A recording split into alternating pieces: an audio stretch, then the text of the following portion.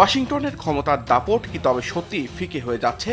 বিশ্ব রাজনীতির কেন্দ্র কি ধীরে ধীরে সরছে বেইজিংয়ের দিকে? একসময় যেখানে হোয়াইট হাউসের সিদ্ধান্তই কেঁপে উঠত পুরো বিশ্ব, আজ সেখানে আমেরিকার প্রেসিডেন্টকেই যেতে হচ্ছে চীনের দরজায়। আর ঠিক সেই মুহূর্তে ক্রেমলিন থেকে এলো এমন এক ঘোষণা যা নতুন করে আলোচনায় এনে দিয়েছে বিশ্ব রাজনীতির মেরুকরণকে। ডোনাল্ড ট্রাম্পের বেইজিং সফরের রেশ কাটতে না কাটতেই ঘোষণা করা হয়েছে চীন সফরে আসছেন রাশিয়ার প্রেসিডেন্ট ভ্লাদিমির পুতিন। প্রশ্ন উঠছে, এটি কি শুধুই কূটনৈতিক কাকতালীয় ঘটনা, নাকি এর ভেতরে লুকিয়ে আছে এক নতুন বিশ্ব ব্যবস্থার নীল নকশা? বিশ্লেষকরা বলছেন, ট্রাম্পের সফরের সময় পুতিনের সফর ঘোষণা আসা মোটেই সাধারণ ঘটনা নয়, বরং এটি একটি হিসাব কষা ভূরাজনৈতিক বার্তা। কারণ বহু বছর ধরেই আমেরিকা চেষ্টা করছে রাশিয়া ও চীনকে আলাদা রাখতে, কিন্তু বাস্তবতা এখন উল্টো। ইউক্রেন যুদ্ধ, পশ্চিমা নিষেধাজ্ঞা, ইরান সংকট এবং তাইওয়ান ইস্যু সবকিছু মিলিয়ে মস্কো ও বেইজিং যেন আরও কাছাকাছি চলে এসেছে। আর সেই বাস্তবতাই এখন ওয়াশিংটনের জন্য সবচেয়ে বড় দুশ্চিন্তা।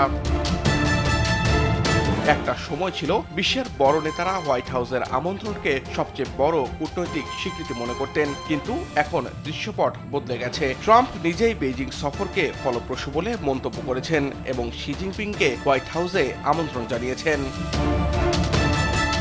সবচেয়ে বড় বিষয় হলো, ট্রাম্প যখন বেইজিংয়ে অবস্থান করছেন ঠিক তখনই পুতিনের সফরের প্রস্তুতির ঘোষণা দিয়েছে ক্রেমলিন। রাজনৈতিক পর্যবেক্ষকরা এটিকে সরাসরি কূটনৈতিক শক্তি প্রদর্শন হিসেবে দেখছেন, কারণ এটি বিশ্বকে দেখিয়ে দিচ্ছে চীনের সবচেয়ে নির্ভরযোগ্য কৌশলগত অংশীদার এখন রাশিয়া। পশ্চিমা নিষেধাজ্ঞা, ন্যাটোর চাপ কিংবা আমেরিকার সামরিক অবস্থান কোনো কিছুই এই দুই দেশকে দূরে সরাতে পারেনি।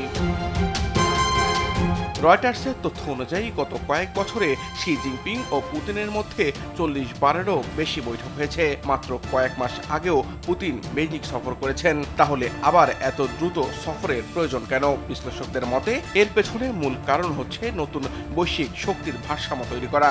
বিশেষ করে মধ্যপ্রাচ্য ও ইউক্রেন ইস্যুতে চীন রাশিয়া জোট এখন এমন এক অবস্থানে পৌঁছেছে যাকে উপেক্ষা করা আমেরিকার পক্ষেও কঠিন।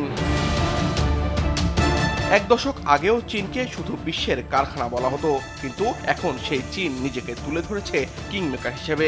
ইরান সৌদি সম্পর্ক পুনরুস্থাপন থেকে শুরু করে রাশিয়ার সাথে কৌশলগত সমন্বয়, সবখানেই চীন নিজের প্রভাব বিস্তার করছে। আর এ কারণেই ট্রাম্পের মতো কট্টরপন্থী মার্কিন নেতাকেও এখন বেইজিংয়ের সাথে সম্পর্ক রক্ষায় নমনীয় হতে হচ্ছে।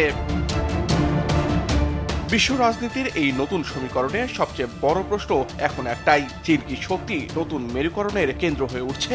একদিকে আমেরিকা, অন্যদিকে রাশিয়া, দুই পরাশক্তির মাঝখানে দাঁড়িয়ে বেইজিং কি নিজেকে বিশ্বের নতুন শক্তি কেন্দ্র হিসেবে প্রতিষ্ঠা করতে চলছে, নাকি এই ত্রিমুখী ক্ষমতার লড়াই শেষ পর্যন্ত নতুন কোনো সংঘাতের জন্ম দেবে? সামিউল শিহাব, RTV।